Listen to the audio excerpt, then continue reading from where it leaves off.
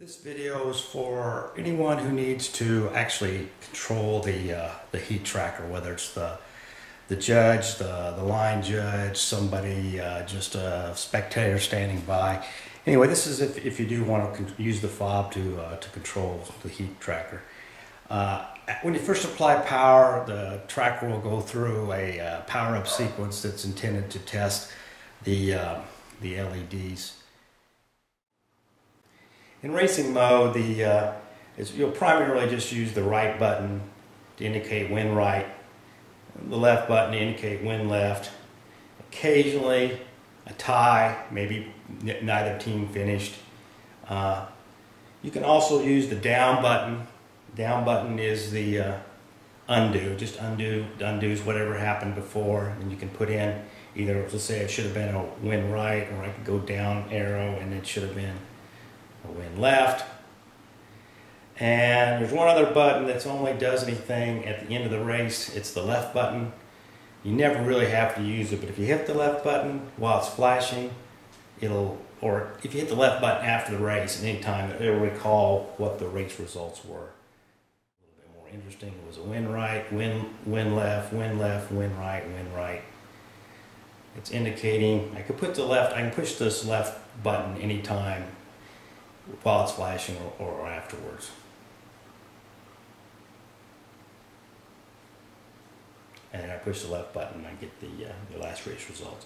By default, I let it go dark just to minimize power consumption if you're running off batteries. Toggle between race configuration mode and racing mode by hitting the center button. If I hit the center button, that's racing mode. I can tell I'm in racing mode because I see nothing but white on the display. When I am on race configuration mode, I'll see blue someplace. I might see a 5, that would indicate 5 blue lights. That would mean a 5 of 5 race. 3 of 5, there's 3 blue, 2 yellows, 2 blues, 1 yellow for a 2 of 3, etc. I am cycling through the different race formats in race configuration mode by just hitting the up, or I can hit the down or the bottom fob button and just cycle through them. So we have a 2 of 3, a 3 of 5, a 5 of 5, a 4 of 4, a 3 of 3, a 2 of 3, etc. When I hit the center button after I pick, let's say this is a 5 of 5 format, I pick that, I hit the center button, and now all the lights turn white, indicating this is a 5 of 5. Let's say racing begins.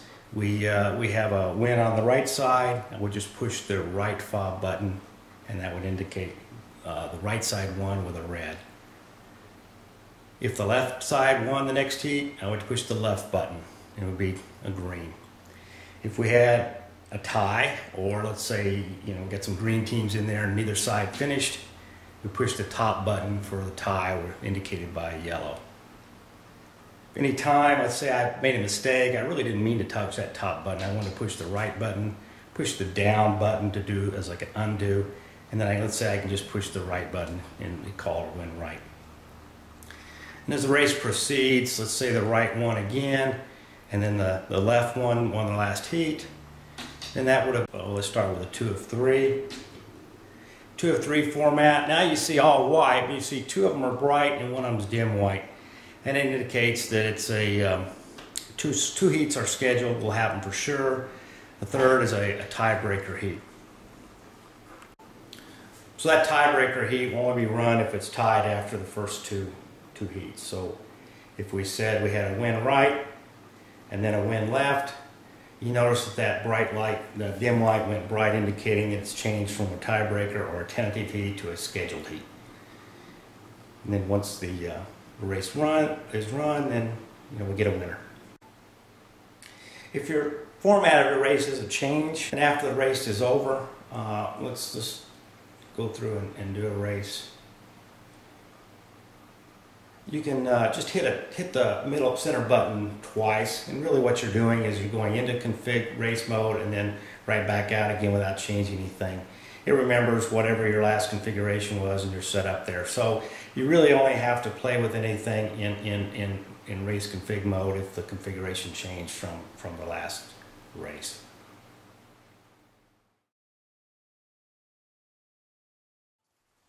The fob has 5 buttons on it, a middle or center button, top, left, right, and bottom. You can tell what's the top of the fob. It's the side away from where the chain attaches. Center button is in the middle. Just push that, right, left, bottom, top. 2 ways you can deal with the fob. One is a chain that goes through the hole in the fob, and you can put it around your neck. There's also Velcro on the back of the fob, which you can, and we have some Velcro straps, so you can put the Velcro strap on your wrist and just attach the fob to that and wear it on your wrist. Just your preference. Each of the heat trackers are on their own separate RF frequency, so there's no interference between it doesn't matter how close a fob is to a particular light set or particular heat tracker. It's on its own separate channel. The fobs are marked with a number on the back that indicates what channel they are, and the heat trackers themselves have a number on that says that's the channel it's receiving on. The fob has a debounce code, has code for debouncing in it. That prevents multiple. When you push down on a button and say you kind of pressed it halfway between on and off, you could have a bunch of, it could be interpreted as a bunch of button pushes. So what happens is after a button push is detected, it ignores any other button pushes for a predetermined amount of time. I think I set it for maybe 300 milliseconds or half a second. So net of that is just don't be surprised if I went over here into racing mode and I tried to push the right button a bunch of times really quick. It just doesn't respond that quickly. What you were seeing there is I was pushing as fast as I could, but it was only responding every whatever timeout that was, 300 milliseconds.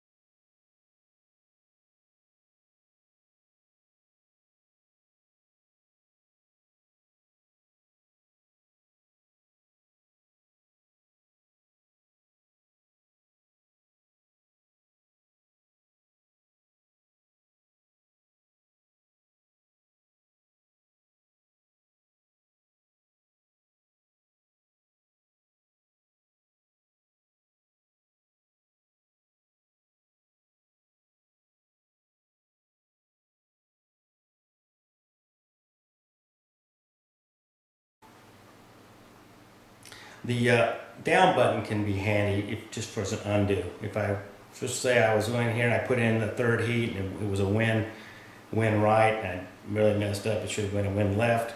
I just did the down button to undo, then corrected the right one.